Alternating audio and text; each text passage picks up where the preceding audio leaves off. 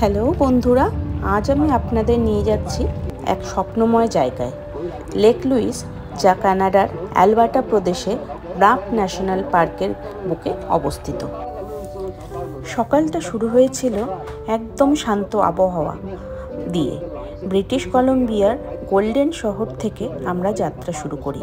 কাল যেখানে শেষ করেছিলাম তারপর থেকেই কিন্তু শুরু করেছি। পাহাড়ি রাস্তা, ফির আর পাইন গাছে ঘেরা পথ, যেন একেবারে সিনেমার দৃশ্য। যতই সামনে যাচ্ছি ততই প্রকৃতি যেন নিজেই রূপ খুলে ধরছে। রাস্তায় চলতে চলতে আমরা দেখলাম ছোট ছোট স্পট, হ্রদ, ঝর্ণা আর পাহাড়ি নদী। দেখতে দেখতে যেন ক্লান্তি মুছে গিয়েছিল। অবশেষে লেক লুইসে পৌঁছানোর মুহূর্তটা ছিল একেবারে ম্যাজিক্যাল। যখন প্রথমবার লেক লুইসের নীলচে সবুজ জলের ঝলক চোখে পড়ে, মন যেন থমকে যায়। আমরা আস্তে আস্তে কিন্তু লেক লুইসের দিকে এগিয়ে চলেছি। আমরা পৌঁছে গিয়েছি। এখন তোমাদের দেখাবো লেক লুইসটা কত সুন্দর। আর এর সাথেই আছে একটা বিশাল বড় পুরনো হোটেল, যেটা এখনও স্থিতিমান। তো চলো, চারপাশটা দেখো কি সুন্দর। আর পেছনে যে পাহাড়টা দেখতে পাচ্ছ সেটা হচ্ছে গ্লেসিয়ার। তো সেখানেও আমরা যাব, সেটা পরের ভিডিওতে তোমরা দেখতে পারবে। ঠান্ডাও ছিল কিন্তু ভালোই, কিন্তু আমরাও কিছু কিছু ফটো তুলে নিয়েছিলাম।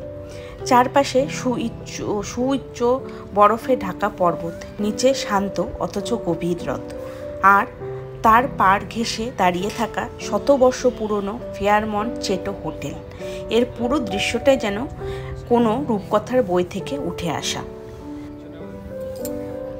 জলের স্বচ্ছতা এতটাই যে পাথরগুলো পর্যন্ত দেখা যায়।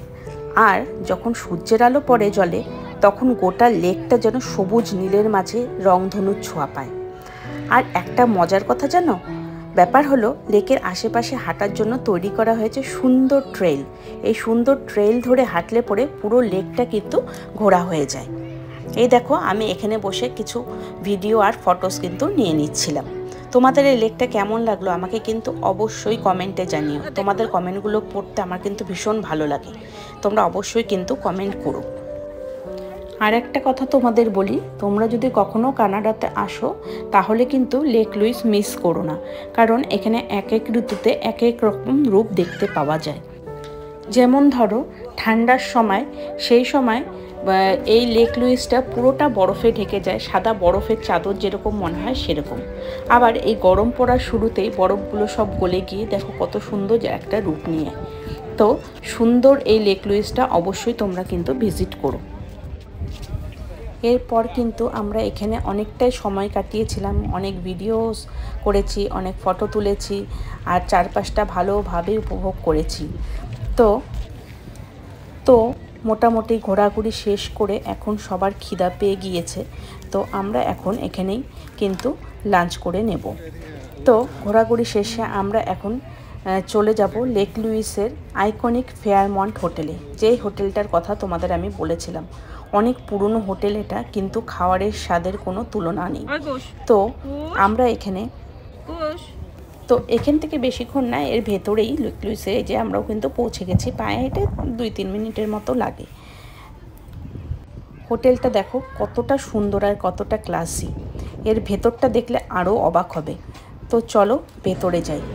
ভেতরে ঝকঝকে সাজানো কিন্তু শান্ত পরিবেশ। এই পরিবেশটা দেখে এতটাই ভালো লেগেছিল যে এত পুরনো কিন্তু এত সুন্দর সাজানো গোছানো। এরপর এখান থেকে আমরা চলে গিয়েছিলাম কিন্তু যেখানে খাওয়ার জন্য টেবিল বুক করেছিলাম সেখানে। এই যে এখানে কিন্তু আমরা চলে এসেছি। আর আজকের মেনুতে আমরা নিয়েছিলাম চিকেনের একটা স্পেশাল আইটেম, আর বাচ্চাদের জন্য চিকেন আর পটেটো ফ্রাইস। খাবারের টেস্টগুলো ছিল এক কথায় অসাধারণ, আর এখানকার সার্ভিসগুলো ছিল ভীষণ ভালো।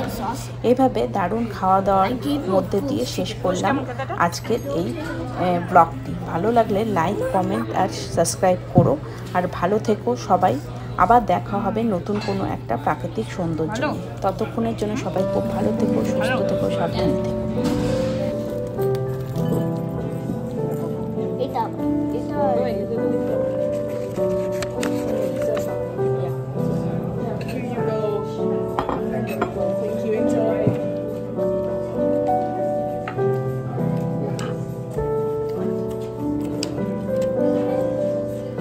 I caught something.